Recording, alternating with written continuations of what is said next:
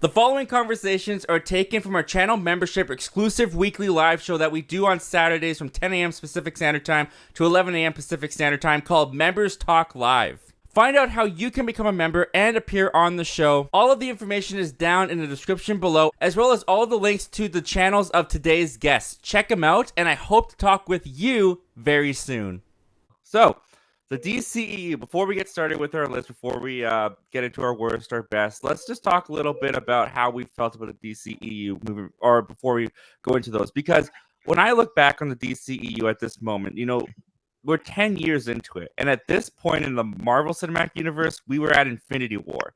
And when you compare that to where the DCEU is at, they've really just like not built up to anything. And looking back on the DCEU, now that we're kind of at the end of it, it's a sloppy legacy, but overall, I think it is a franchise that I overall would call myself a fan of. I think I enjoyed more of the DCEU than I disliked the DCEU. I'm going to throw it to you, Ryan. What are your overall thoughts of the DCEU now that we're at the end of it before we get into our lists? It's mixed. It's some of the movies I enjoyed, some not. I mean, the franchise didn't get itself on the right foot with Man of Steel. I remember being so hyped for that movie, and then I saw it, and I think it was my first Zack Snyder movie, and yeah, I didn't like it.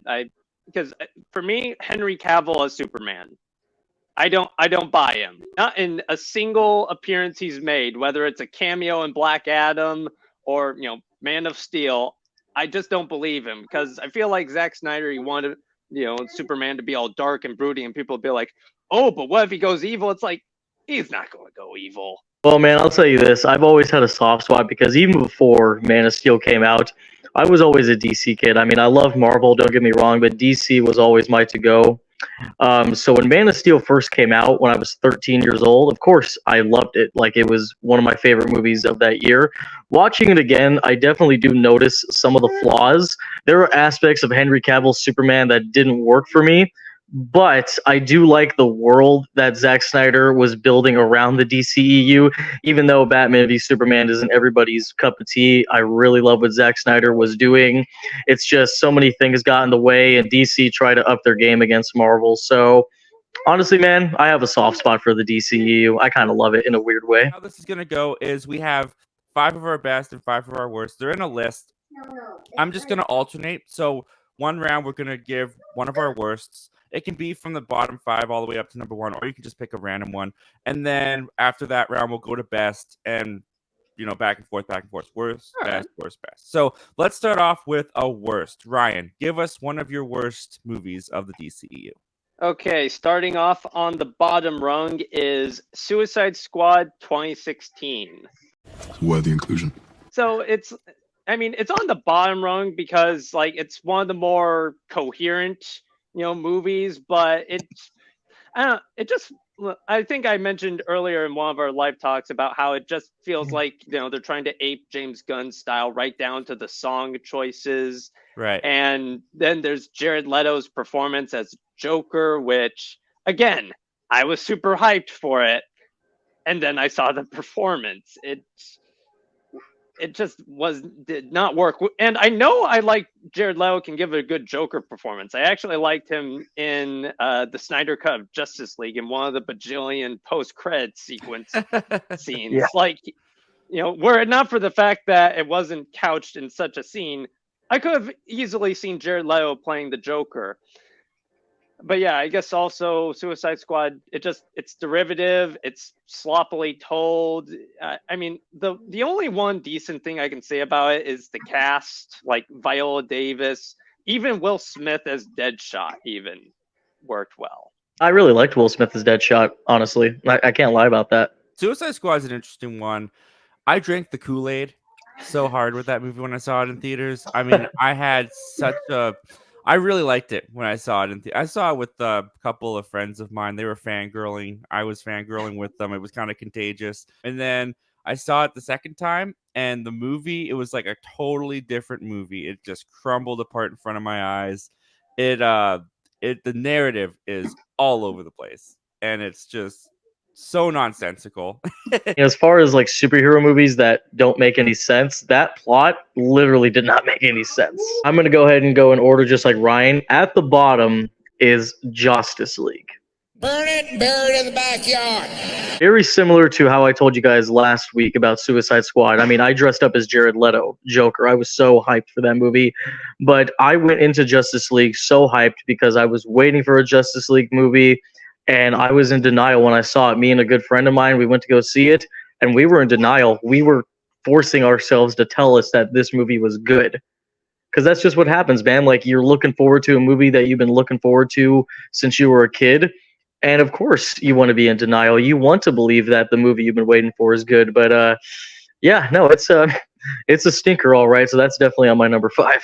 I think that movie, in retrospect, with everything that's come out about it, with like Zack Snyder being unceremoniously removed, and his daughter had just died, and they brought in Joss Whedon, and they were always planning to bring in Joss Whedon to like slowly push Zack Snyder out. It's just so cynical of a movie with behind the scenes that it's gross. I remember Justice League being like especially like narratively disjointed, and seeing Zack Snyder kind of like, oh wow, they really were desperately trying to patch up the narrative with duct tape practically. Yeah. Like why Superman dying attracts a bunch of aliens. That is explained in the Snyder cut. And Justice League, it's like one happens. random dude is like, aliens, they be coming because Superman's dead. Yeah. It's like, how do you know? Not That's a even good that, point. but like Justice League, the theatrical cut is like, remember those like bug demons from Batman's dream? They're Oh, real now. the parademons? Yeah. And it's like, they're real now. It's like, what? They were in a dream sequence. What do you mean they're real now? I remember watching and thinking, did I need to watch like the Snyder cut of Batman v Superman to understand this? But no, even with the ultimate cut, it's still nonsensical. For one of my worst, and this is like, I'm gonna preference this by saying that I don't hate this movie. When I was looking at my list to make, this is one of the reasons why I was like, overall, I think I'm a fan of the DCEU, because there's not very many that I like flat out dislike. This one I don't dislike, but looking back at the legacy of it all, I do think it's where a big misstep happened, and that's with Batman versus Superman. Understandable. Yeah. Because Batman versus Superman, I think, has a lot of great moments, especially the Batman moments. But fantastic. The warehouse scene, all that kind of stuff. Ben Affleck just as Batman himself is amazing. It's very overly convoluted though. And I feel like Zack Snyder was trying to tackle so many ideas, and they all come out kind of half-baked. Jesse Eisenberg as Lex Luthor, I don't care too much for his portrayal, but his involvement in the story makes no sense. He's really not that needed. And I feel like they really give a great motivation to Batman and Bruce Wayne for why he hates Superman with that awesome opening of him in Metropolis. Totally understand why this character would hate Superman. The reason why Superman hates Batman is so hypocritical. It makes no sense to me. He's like judging Batman for being judge, jury, and executioner. Meanwhile, Superman's killing people left and right with no remorse at all. I think it's a movie that had a lot going for it, but in the execution of it all, it just came out a sloppy mess. Honestly, Zach, I kind of agree with you. I mean, I've learned to actually really appreciate Batman v Superman for what it is. I view Batman v Superman kind of the same way I view Spider-Man 3. There's so much stuff going on in Spider-Man 3, but I can't help not love Spider-Man 3. I mean, how could you not love Peter Parker dancing? Like, come on. it is some fun moments. It's great. So, yeah, so Batman v Superman definitely does have its issues. Zack Snyder tried his best, but I don't think it's as terrible as people say. But, like, as far as, like, all the ideas that he tried to do, I absolutely agree with you on that. Yeah, and I do want to, once again, I don't think it's terrible. I can watch it. But when I do watch it, I get a little frustrated with some of the decisions. Absolutely, Let's go back to you, Michael, and give us one of your best. Most recently, Blue Beetle. I really, really liked Blue Beetle quite a bit. I didn't think it was a perfect movie. I think like it was a little bit cliche. There were other movies that have done the same exact thing. But for what it was, like I really, really liked Blue Beetle a lot. I thought it was fine, honestly. It didn't really leave much of an impression on me. I enjoyed Zolo. I enjoyed the family aspect. Everything with the Blue Beetle, though, I didn't care very much. I didn't care about the romance.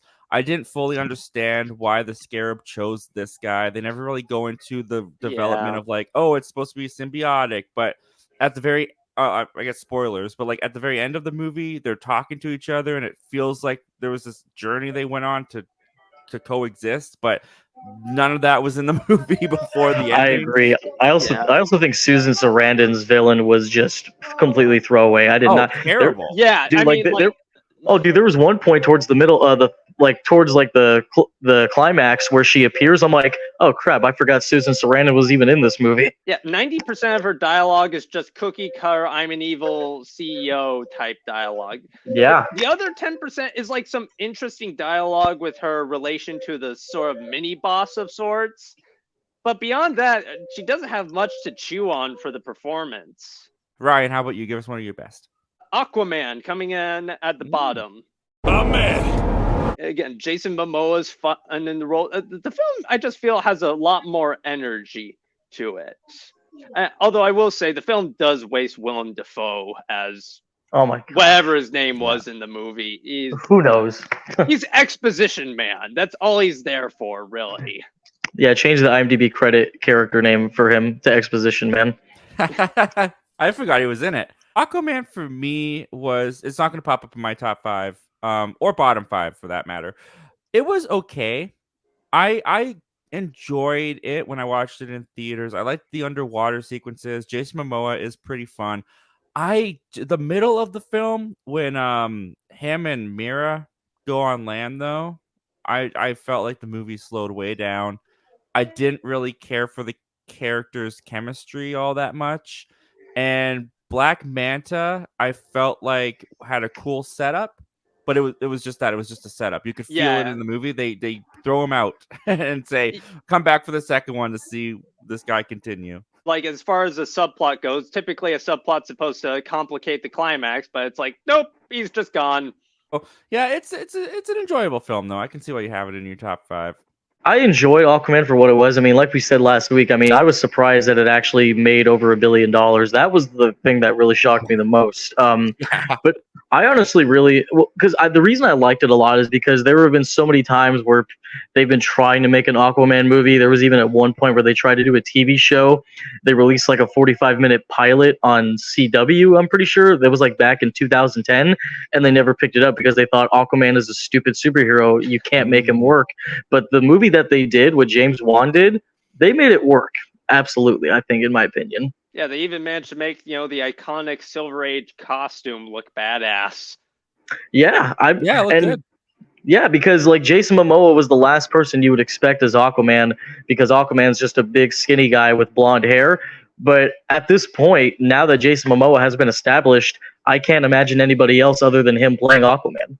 So I think that brings it to my best, Shazam. Shazam, I really enjoy the movie of Shazam. I think especially in the first film, they nailed the dynamic of the kid and Zachary Levi. They felt like the same character to me. Zachary Levi was so energetic, so enthusiastic, the perfect fit for this character in that first movie. Yeah. I love the big meet superhero vibe that this movie gives. I like his relationship with Freddy a lot in the movie. I do think the movie is a little bit tonally inconsistent with the villain. I feel like the villain is way too dark for the movie, but I also kind of like the contrast. So I have a little bit of mixed feelings about that. But Shazam's just a fun time. I enjoyed it when I saw it in theaters. I enjoy it when I watch it at home still to this day. And just like this concept of a kid who becomes a superhero, has all these abilities, they play into that perfectly. For me, like the villain being dark, that was one of my favorite parts of the movie. Like just the scene where he goes in and absolutely wrecks the boardroom. I remember being shocked by that scene. I was like, yeah, wow. So this is like PG-13, not PG-13. Oh, we tossed in a swear word. every here and Yeah. there, and now we're PG-13. That was actually surprising. I mean, I think I liked Very. I think I liked Mark Strong being over serious because it played into the comedy. Because there's that like great scene where he's trying to deliver that that evil villain speech, and it cuts back to Zachary Levi, and you can't hear what Mark Strong's saying, and he's like, "What?" I thought that was funny, Yeah, that but was. I felt. But like I think Mark Strong's motivation, where he's been holding that grudge from the Wizard like his whole life, I'm like, that's ridiculous. I don't know. Maybe that was just me. No, I can see that. It's comic books, but yeah, all It's right. comic book stuff. Yeah. I did like the boardroom scene in concept. I just felt like it felt like a different movie than the one can we've been agree. watching when it popped up. And I kind of felt that way with a lot of the villain stuff where it's like, this is so lighthearted and fun. I can show this to like a 5-year-old kid. And then that scene pops up and it's like, this feels like I'm watching a completely different movie and my kid should not be in the room when this is happening. Yeah, that was actually a pretty dark scene. I can't lie. I suppose maybe as far as other comic book movies, other filmmakers have handled it better. I think James Gunn, with honestly, like Guardians of the Galaxy Volume 3, that film feels consistently PG-13. There's not as much tonal whiplash. So okay, I can kind of see where you're coming from. Ryan, give us another worst. Justice League, the Justice Cut. Burn it and bury it in the backyard. Again, just the special effects. I mean, Steppenwolf alone, it's like, ooh. Laughable. And Henry Cavill, again, I did not like his portrayal, but what they try to go for, it's like so weird seeing, because he had to go from being dark and brooding to like a quippy Superman, and it just doesn't work. Henry Cavill, just if he's not good at playing super serious Superman, he's no better at playing jokey Superman. And the mustache. Oh my I mean, gosh, what can I say about the mustache that hasn't been said? It's like. That was some of the best CGI. No, I'm just kidding. I think I should just piggyback off Ryan because my next worst is also the theatrical cut of Justice League. I don't hate the movie as much as everyone else does. I do find that it's cookie cutter as heck. Like, definitely cookie cutter. Yeah, Skybeam and everything. There's no other superhero movie as cookie cutter as the Justice League theatrical cut. But there's also some stuff that I liked in the theatrical cut that isn't in Zack Snyder's Justice League. Like I did like Barry getting the pep talk from Batman of like just save one, and that was kind of fun. And I do think that some of the scenes that was kept from Zack Snyder's Justice League still work in the movie. Steppenwolf is definitely a terrible villain for these Justice League to go up against. And I do think that they don't get the dynamic of the Justice League right, because it kind of just feels like Wonder Woman with a bunch of cheerleaders behind her as she does everything. Yeah, that's pretty fair. Yeah. And Batman has like no place at all in this movie. He's like, why is he here? Everyone can do so much better stuff than he does. He just kind of stands in the background with a gun the whole time. It's ridiculous. One thing from the theatrical cut that I like better than in the Snyder cut is like how they get Superman to calm down from his rage tantrum, because evil is they call in Lois Lane to calm him down. I feel like that moment was better than the alternative. I can't even remember the alternative. I guess we'll just go on to you then, Michael. Give us one of your worst. All right. I saw this movie back in October of last year, Black Adam. I was not a fan of Black Adam. Yeah. I'll give you this. I will give you this, though. As much as the CGI did not really work that well, Black Adam, you could say, was action-packed. Like every 5 minutes there was an action sequence. And I will say they were fun. But a lot of the times the story didn't work. You had a lot of those really like horrible lines. I'm not very versatile in the character of Black Adam. I know enough. So I'm just sitting there like, no, I do not buy Dwayne Johnson as Black Adam. Tell him the Man in Black sent you. Like, what a line. What a line. I enjoyed it. I thought it was kind of fun. The Justice Society saved it, I think. I got way more out of them than I did Black Adam in his own movie.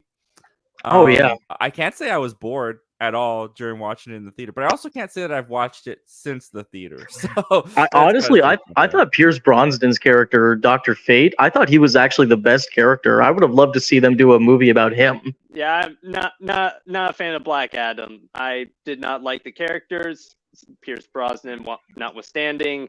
I did enjoy the action. I mean, Dwayne Johnson can act.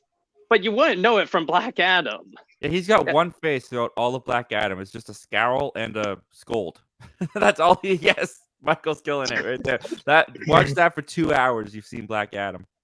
Nobody. I bow down to no one. It's like, oh my god, like who wrote this movie? My next best is going to be Man of Steel.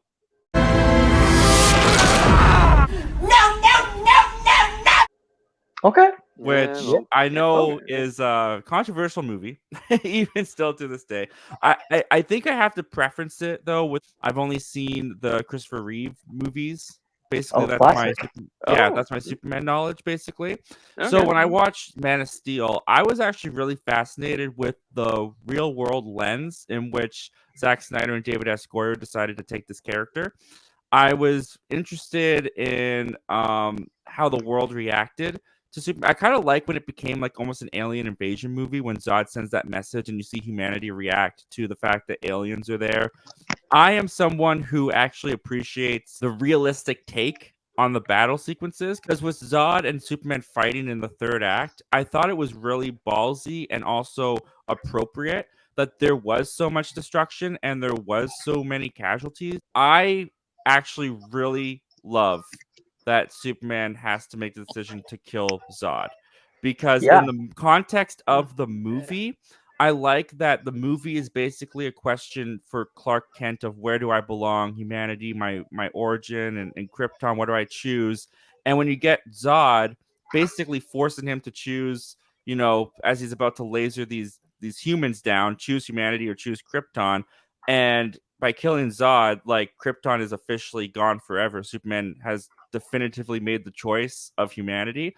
And what I like about the decision the most with this Superman is that it's not an easy decision because even immediately after it's done, he breaks down to his knees and mourns for his people and for his home. And that was kind of the selling point for me of why it was appropriate within the context of this story. On top of that, I love all the scenes with Pa Kent and his son. I think those are really heartwarming and I love the dynamic. The only thing that I don't really like about Man of Steel is Lois Lane's involvement because I just get no chemistry whatsoever between her and Henry Cavill. Don't really care about the relationship. I'm way more into the origin of Superman finding himself on this world and bringing him into the 21st century in a very, in my opinion, realistic way. I agree. I really, really like Man of Steel, honestly. Like everything that you said, Zach, I 100% agree with. I mean, that entire sequence where Henry Cavill breaks down and he screams, you can actually really feel the pain because even though Zod was 100% evil, he did not want to do it. It's kind of like what they did in the first Transformers movie, except this one's actually good.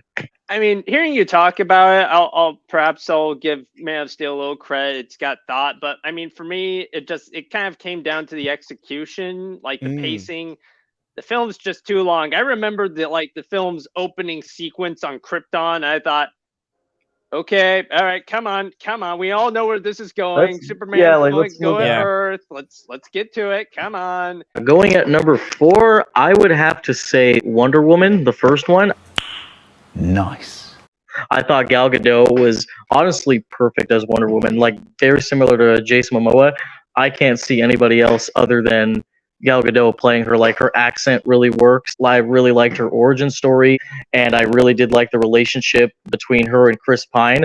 I thought they really nailed it. Yeah, the chemistry between Chris Pine and Gal Gadot was pretty well done. The boat sequence had me laughing at hysterics. And at number 4 is Shazam.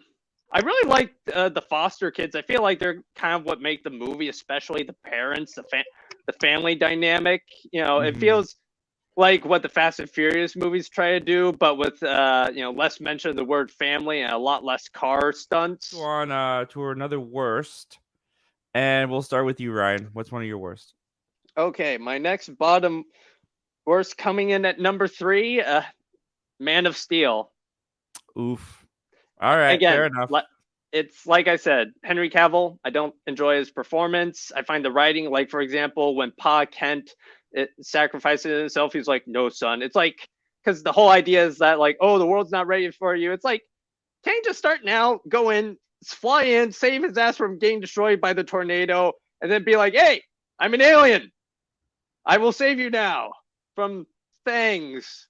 Pa Kent death, I can see.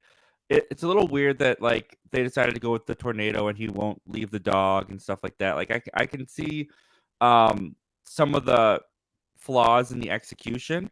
What I like about it though is that Pa Kent is so um so in the belief that Superman, that Clark is not ready to the world is not ready for Clark, that he's willing to die on that belief.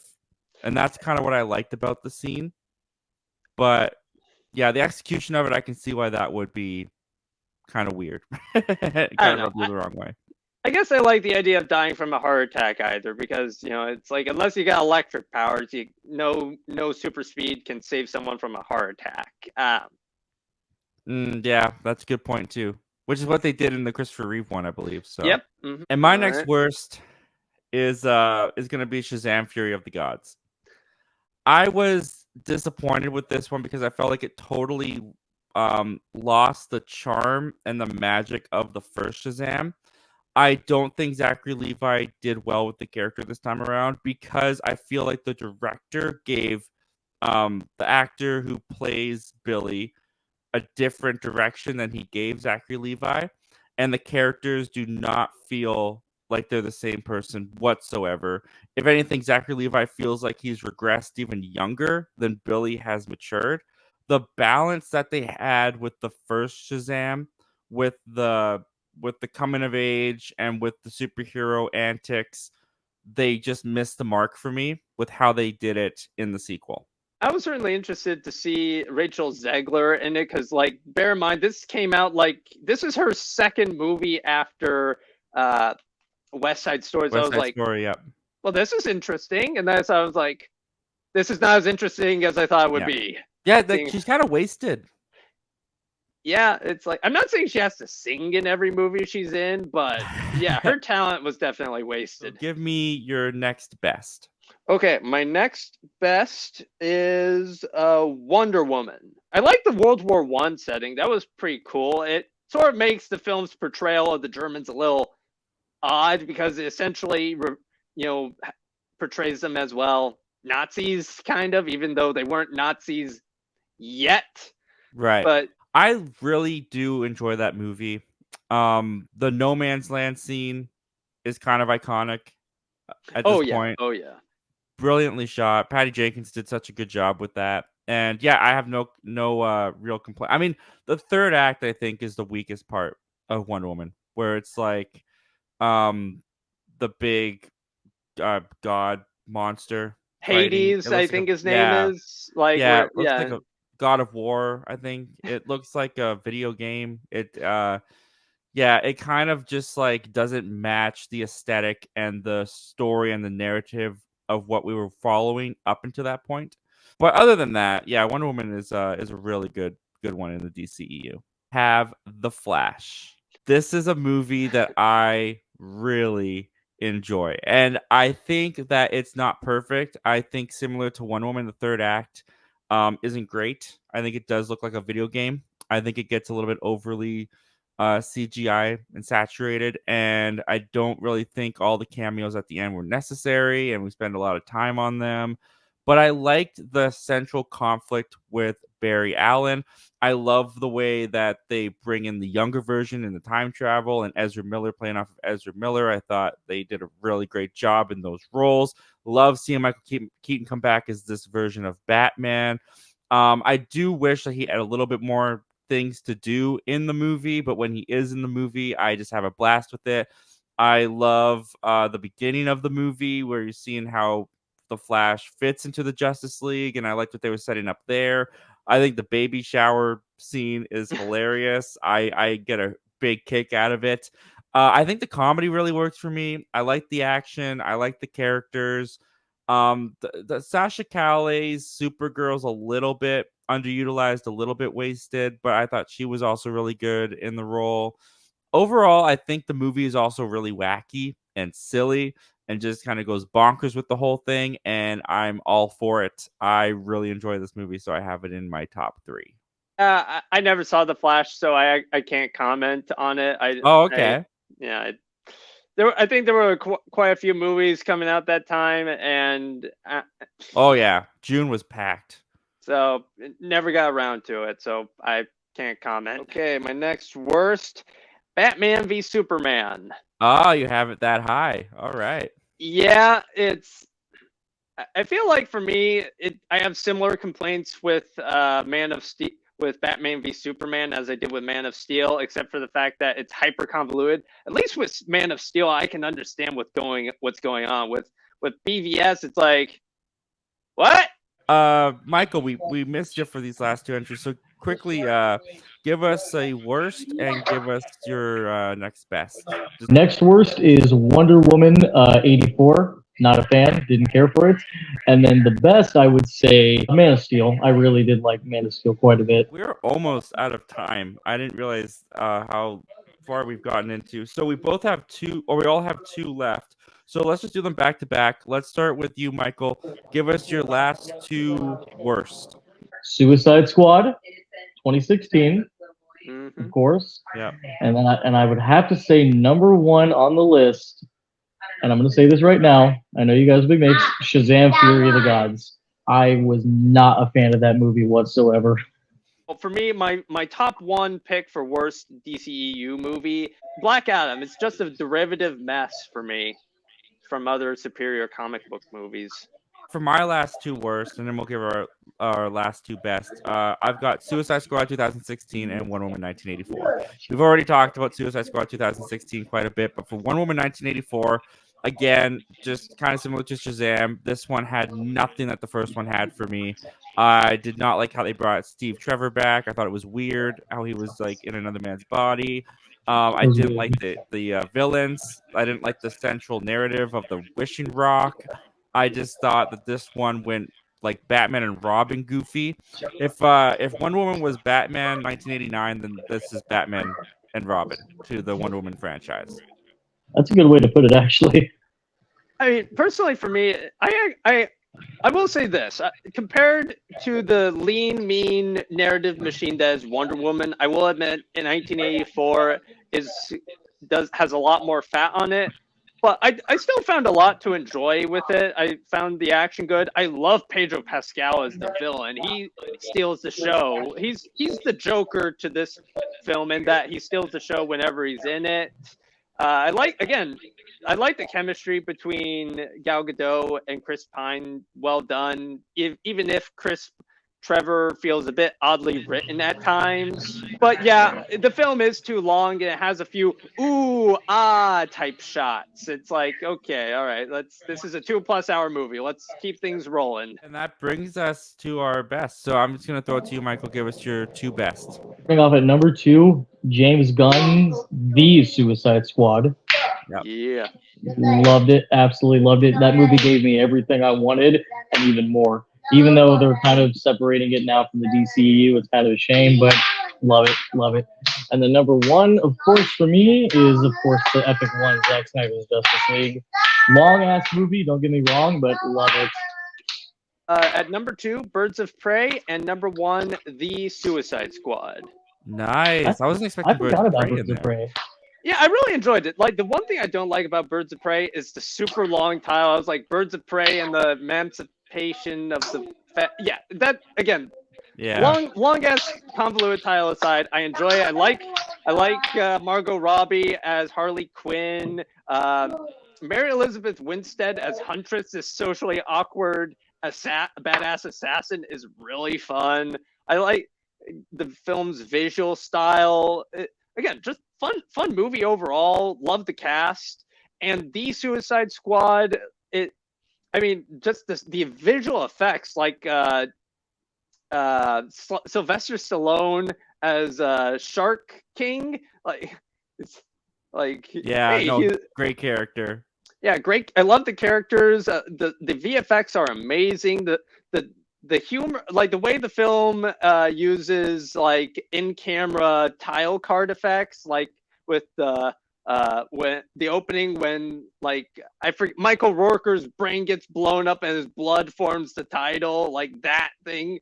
I love that. Yeah, absolutely, dude.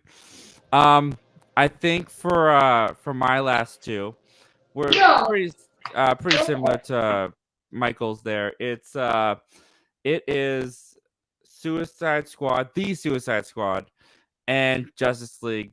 Zack Snyder's Justice League. Although Zack Snyder's Justice League is below the Suicide Squad. The Suicide Squad is my number one. Zack Snyder's Justice League, they made it a superhero epic. They set out to do so. I thought that they succeeded. I think it's also highly benefited by having to see the theatrical cut. This is just such a vast improvement, especially with the character of Cyborg. He gets so much more to do. The team feels more like a team. It feels like the team as a whole, they all contribute. Especially in the final hour where they're taking on Steppenwolf. That whole third act is miles times better than the theatrical cuts third act. And the Flash doing the time travel is amazing. And I just feel like the movie builds up the characters so well, and they all have satisfying conclusions in the end, and they all contribute to the defeat of Steppenwolf in the end. So I really enjoy Zack Snyder's Justice League, even though it's 4 hours and there are definitely scenes that go on too long and could have been cut and didn't need to be there. I still enjoy watching that. But the Suicide Squad that James Gunn did, I mean, incredible characters. You really actually feel how expendable they are. There's some genuine surprises. He pulled off Starro, which is incredible on the big screen. Yeah, definitely when I look back on the Suicide Squad, I'm going to be thinking about or when I look back, sorry, on the DCEU, I'm going to be looking at the Suicide Squad as their star of the show. It was great. Oh, dude, James Gunn took some of the worst DC villains and made them awesome. Yeah, Peacemaker is now like a household name. I don't care how many men, women, and children I got murdered for peace. Dude, Polka Dot Man was awesome. I was surprised. Yeah, Polka Dot Man. I remember they poked fun of that character in like the Lego Batman movie. It's like the pilot goes, "You made some of those up." It's like, nope, he's a real character, and now he's cool. Yeah. I think the Lego Batman is probably the best DC movie ever made. I love Lego Batman. I just watched Lego Batman again recently. I love that movie. It's so funny. It's perfect. I love Will Arnett's Batman. Absolutely. And guys, that is our best and worst of the DCEU. R.I.P. We hardly knew ye. Thank you guys for joining me today to talk about this, to give our memorabilia of the DCEU in memoriam, if you will. Please tell the people where they can find you. Michael, let's start with you. Yeah, so if you just look my name up, Michael Entity, I review movies. I also do all kinds of other stuff. I'm also working on a film right now, which is looking at an early 2024 release date. So yeah, that's basically what I do. Awesome, man. And Ryan, where can the people find you? You can find me at Movie Reviews with Ryan Lane on YouTube. I review about 2 or 3 movies-ish a week, give or take. I also am currently working on writing a screenplay right now. Oh, very exciting, man. I'm looking forward to, is that going to be a short film that you're going to put on your YouTube channel? No, it's going to be, the screenplay's over 100 pages right now, so definitely not short. Oh, nice. Very nice. Awesome, man. I'm excited to see that, man. Yeah, thank you.